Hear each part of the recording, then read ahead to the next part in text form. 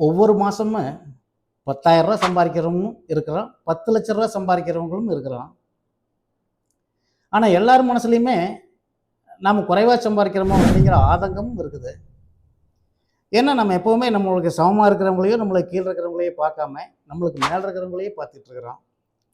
நம்ம குறைவாக சம்பாதிக்கிறதுனால தான் நம்மளுடைய வாழ்க்கை தரம் சரியா இல்லை, அதனால தான் நம்மளுடைய சிரமங்கள் இப்படி இருக்குது அப்படின்னு நம்ம புரிஞ்சிட்டு இருக்கிறோம்.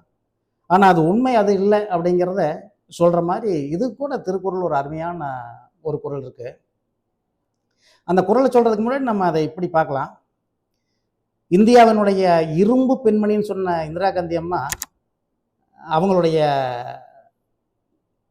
தகுதி, திறமை, தைரியம், அவங்க எடுத்த முடிவுகளில் வந்து அவங்க மிகவும் ஸ்ட்ராங்காக நின்ன விதம், இதெல்லாம் வந்து அவங்களுடைய பெருமை. அதெல்லாம் வந்து போன தலைமுறைக்கு மிக நல்லா தெரியும், இந்த தலைமுறைக்கும் ஓரளவுக்கு தெரியும்.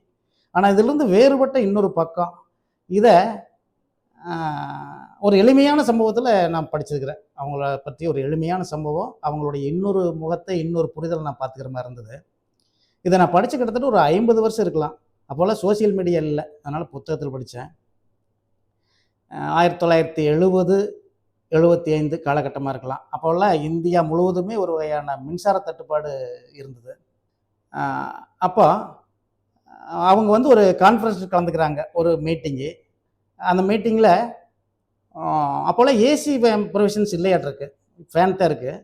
அவங்க பேசிக்கிருந்து போட்டு கான்ஃபரன்ஸ் முடிச்சுட்டு எந்திரிச்சு வெளியில் வர்றாங்க. வரும்போது வெளியிலங்கிறத விட அந்த ஸ்டேஜிலேருந்து இறங்கி ஒரு 6-7 படி கீழே இறங்கி வந்துடுறாங்க. அவங்களுடைய பாதுகாவலர்கள், கருப்பு பூனைப்படை அவங்கெல்லாம் வந்து கூட வந்துடுறாங்க.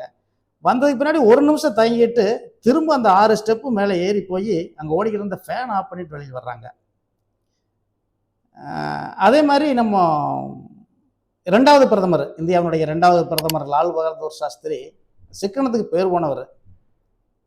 அவர் பிரதமராக பதவியேற்றதுக்கு பின்னாடி பேங்க் லோன் போட்டு ஒரு ஃபியட் கார் வாங்குறாரு. அவர் பிரதமராக இருந்து வெளியில் முடிஞ்சு வரும்போது கூட அந்த பேங்க் லோன்னா அடையலை. அது மாதிரி அவர் ஒரு வீட்டுக்கு போகிறாரு. அந்த வீட்டுக்காரம்மாட்ட 1 டம்ளர் தண்ணி கேட்குறதுக்கு பதில் 1/2 டம்ளர் தண்ணி விடுன்னு கேட்குறாரு. தண்ணின்னு பொதுவாக கேட்கல, 1/2 டம்ளர் தண்ணி விடுன்னு கேட்குறாங்க. அவங்க வந்து அந்த வீட்டுக்காரர் வந்து 1 டம்ளர் நிறைய தண்ணி கொண்டு வந்து கொடுத்துட்றாங்க. அதில் 1/2 டம்ளர் குடிச்சிட்றாரு. மிச்சம் இருக்கிற அந்த 1/2 டம்ளர் எச்ச தண்ணி எங்கே வச்சோம்னா அதை எடுத்து வேன் பண்ணிடுவாங்கிறதுக்காக அவரே அந்த தண்ணியை எடுத்துக்கிட்டு நடந்து போய் பக்கத்தில் இருந்த பூத்தொட்டியில் அந்த தண்ணியை ஊற்றிட்டு மறுபடியும் கொண்டு வந்து வைக்கிறாரு. இப்போ இந்த காலகட்டத்தில் கூட மாதா அமிர்தானந்தமயி இருக்காங்க இல்லையா, அவங்க கேரளாவில் கொல்லம் டிஸ்ட்ரிக்டில் வந்து ஒரு ஆசிரமம் வச்சுருக்காங்க. என்னுடைய நண்பர் போயிட்டு வந்து சொன்னார், அங்கே குறைவான பட்ஜெட்டில் தங்கிக்கலாம், குறைவான பட்ஜெட்டில் சாப்பிட்டுக்கலாம். அங்கே இருக்கிற ரூமில் வந்து 2 லிட்டர் மட்டும் கொள்ளளவு கொண்ட வாட்டர் ஹீட்டர் மாட்டியிருக்காங்க. வெறும் 2 லிட்டர் தான் பிடிச்சி, பக்கெட் வந்து கரெக்டாக 10 லிட்டரு. அப்போ 8 லிட்டர் தண்ணி பிடிச்சி அந்த 2 லிட்டரு சுடு தண்ணி விட்டு அதில் அவங்க குளிச்சுட்டு வெளியில் வந்துடணும். தண்ணியை சிக்கனமாக பயன்படுத்தணும் அப்படிங்கிறதுக்காக அவங்க சம்பாதிக்கிற காசை சிக்கனமாக பண்ணுறாங்கிறதுக்கு அப்பால் பட்டு இயற்கையினுடைய கொடையை சிக்கனமாக பயன்படுத்தணுங்கிற விஷயம் அதில் வெளிப்படுது. அது மாதிரி தான் நாம் எவ்வளவு சம்பாதிக்கிறோம் அப்படிங்கிறத விட்டுட்டு அதுலேருந்து எவ்வளவு செலவு பண்ணுறோம் அப்படிங்கிறத நம்முடைய கணக்காக எடுத்துக்க முடியும்.